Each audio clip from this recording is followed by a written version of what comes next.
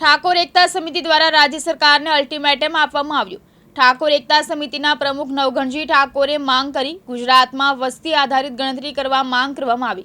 કોળી સમાજને ઓબીસી અનામતનો લાભ મળતો નથી। તમિલનાડુની જેમ ગુજરાતમાં 68% અનામત કરવા માંગ કરવામાં આવી।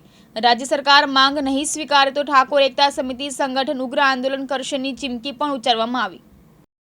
સમસ્ત ગુજરાતના ઓબીસી એસટી એસસી સમાજને મારા નવઘણજી ઠાકોરના પ્રણામ અને વંદન છે।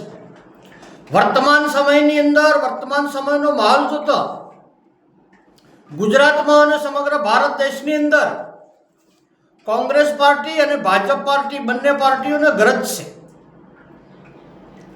એટલે સમગ્ર ગુજરાતના ઓબીસી સમાજને એસસી સમાજને એસટી સમાજને પ્રણામ કરી વંદન કરી વિનંતી કરું છું કે ગુજરાતની અંદર જાતિ આધારિત વસ્તી ગણતરી કરવામાં આવે તો ગુજરાતમાં કઈ સમાજ કેટલી નોકરીઓ મેળવી છે, કઈ સમાજ કેટલી સુખી છે, કઈ સમાજ પછાત છે, કઈ સમાજ ગરીબ છે અને કઈ સમાજ અશિક્ષિત છે તેનો ચોક્કસ આંકડો બહાર આવી જાય અને આખી દુનિયાની અંદર ખબર પડે કે ગુજરાતની સ્થિતિ આ છે।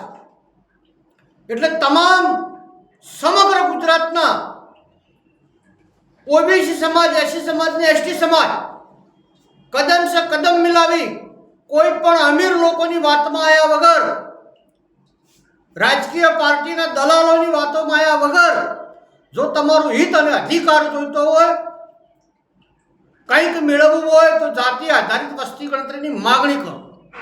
બીજા નંબરમાં સમસ્ત ગુજરાતના ઠાકોર સમાજ અને સમસ્ત ગુજરાતના કોળી સમાજને વિનંતી કરું છું કે 2010 થી મારી ઝુંબેશ હતી કે ગુજરાતની અંદર ઓબીસીનું તામિલનાડુ સિસ્ટમનો અમલ થાય।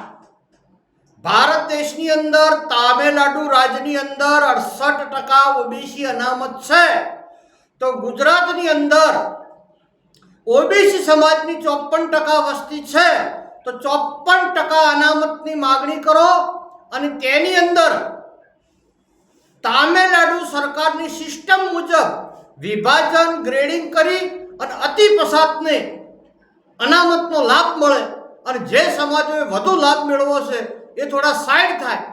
આ બાબતની આપણે રજૂઆત કરવાની છે। ગુજરાત સરકારને હું વિનંતી કરું છું કે નામદાર સુપ્રીમ કોર્ટના જજમેન્ટ મુજબ ડોક્ટર કાલેકર સમિતિના અહેવાલ મુજબ માંડલ કમિશનના અહેવાલ મુજબ ગુજરાતમાં ઠાકોર સમાજ અને કોળી સમાજને ઓબીસીમાં લાભ મળતો નથી તો તાત્કાલિક સર્વે કરી અને અમને વસ્તીના ધોરણે અનામત આલો અથવા તામિલનાડુની જેમ તેનો અમલ થાય અને જો તાત્કાલિક અમારી વાત સરકાર ધ્યાનમાં નહીં લે તો ગુજરાતની અંદર જલદ અમે આંદોલન કરીશું અને અમારા હક અને અધિકાર માટે ગાંધી બાપુના વિચારો મુજબ બાબા સાહેબના બંધારણ મુજબ અમે અમારા હક મેળવીને જમશું તેવી માગણી કરું છું અને સમગ્ર ગુજરાતના કોળી સમાજ અને ઠાકોર સમાજ અને ઓબીસી સમાજને જાગૃત બનવા માટે વિનંતી કરું છું।